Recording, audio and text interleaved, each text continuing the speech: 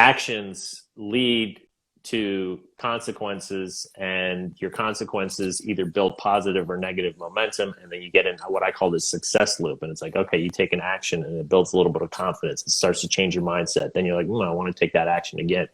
And then it starts over, and you just kind of get going and going. And then it's like, all before you know it, you're building all this momentum and you're headed in the right direction. It wasn't because you were just thinking about it. You actually got off your butt and did it. And that's the difference between most people, right? A lot of people, it's fine and dandy to have a good positive mindset, but if you don't actually take the action, you won't learn. And I think a big part of that is people are afraid to fail, which again goes back to the victim mindset. Yeah, exactly. And I mentioned it before, but I'll give a bit more context. Is the one thing that my parents always said to me, especially my mum, was if you want to achieve something, you have to do it. You have to go and put the work in.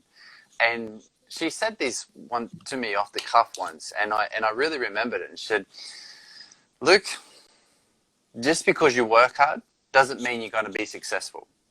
And I'm like, "Mom, what are you talking about?" She said, "Just because you work hard doesn't mean you're going to be successful. But if you don't work hard, you definitely won't be successful." So if you're not willing to put yourself out there and do the work, then you're never going to be successful, because as you said, you can sit back on the couch and go think positive thoughts, have a positive mindset. You can even think in a growth mindset, right? We know that's a great way to think, rather than a closed mindset from some of the work that people like Carol Dweck has done. But the fact of the matter is, you've got to go out and do it. You've got to go out and do the work in it. And there's so many things online these days where it's like, these 5 hacks to be more productive. And bottom line, you want a hack? Get up every day and spend a period of time of your day doing the same thing over and over again. And over time, you will achieve something. That's the big hack, right? That's the hack. That's the hack. And that's exactly right. And that's to me, we haven't even mentioned the word habits yet, I don't think, but to me, that's kind of what it all comes down to, right? Yeah. It's your routines and your habits. Habits don't care if they're good or bad, helping or hurting us. They're going to do their thing. And it's like, okay, what habit do you have when you wake up? Do you ingest a bunch of toxic, political news or killings or shootings or violence that's just putting you in this like negative, angry state? What are you putting into your body? What are you eating? Are you eating, pancakes and bacon? Or are you, for me, it's my protein shake I've been eating for the last 20 years, and it's got spinach and it's got, all these things, and then my vitamins and so on and so forth, then, do you have a mantra? Do you have something? Do you remind yourself what you're grateful for every day? Like, it's just as easy not to, but then once you start doing it, it's just as easy because your mind goes on autopilot, right? Your mind's like, okay, we got this one. We're going to conserve energy. We've been doing this long enough.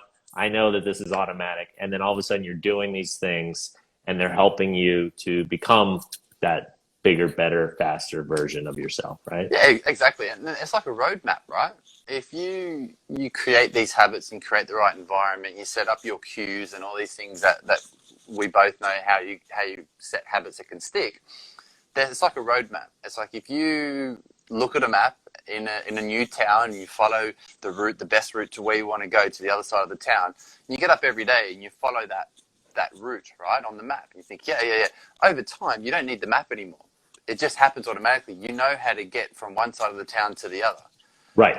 But if you don't have that map, then you're trying to navigate through these streets, getting distracted by shops and lights and other people, and you may never get to where you want to go because you don't have this roadmap. And that's how I view habits, as literally a way that you can create a map of from where you are to where you want to go. And when you do that consistently, then you can do it automatically because you've ingrained it into your daily life, and that is part of what you do. Yeah, right. And it's like, so this ties into, I have this equation of life that basically says your belief system plus your repeated actions plus time equals who you will become, right? So it's like your belief system, your mindset, like how are you seeing the world? And then what are the actions you're taking based on that? And then time is going to do its thing. It's not going to happen right away, right? We live in this age where it's like, especially I feel bad for these Gen Zers. It's like they hit a button and they can get their food delivered. They can get their body transported anywhere they want. They can get anything at the tip of their fingers.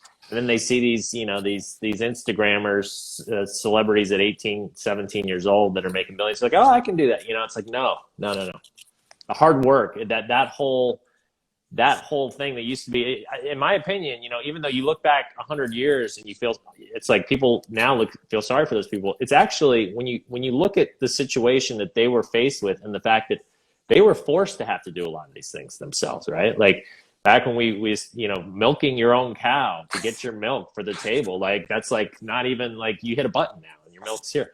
And it's like that actually was building happiness, because what it was doing is it was creating this sort of sense of, I'm achieving something, I'm taking actions, they're having results, I'm doing it, and I'm doing the work. And that's, as human beings, we need that. Like it doesn't feel good to just sit on a beach and drink a pina colada. Everybody thinks, oh, if I just had enough money and I could just sit on a beach, trust me, I sold my business last year. I could be doing that right now.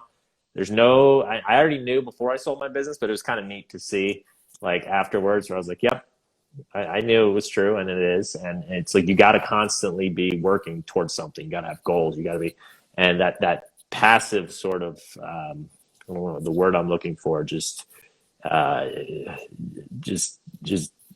lazy, not lazy, but complacency. It's like the worst place that you could possibly be, in my opinion. And that's what kind of society, in a way, is sort of set up to help people be.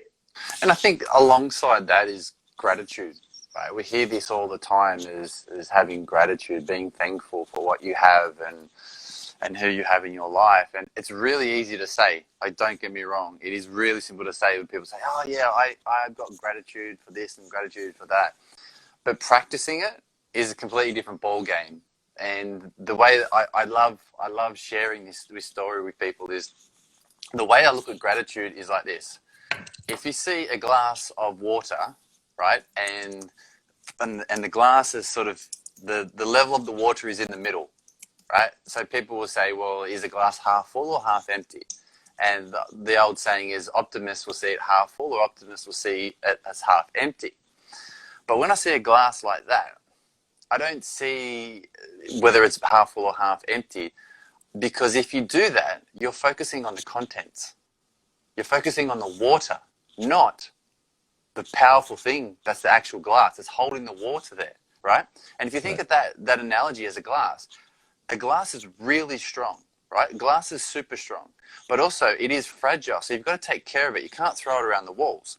And then you can put freezing cold water in glass. You put ice cubes in glass and it doesn't break.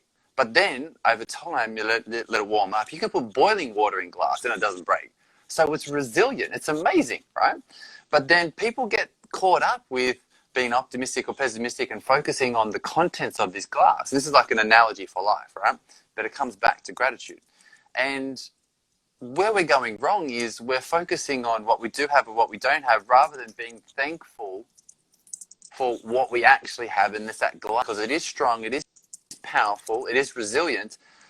And bottom line, if you're focusing on the contents of the glass, whether it's half full or half empty, what happens when we take the glass away? You're left with a puddle on the floor, right? Right. So it's being thankful and having gratitude for the things that you have and their capabilities to fill up or empty. Not for the fact that whether I have this or whether I don't have this. It's being thankful for what you have and the capabilities of these things that you have in your life.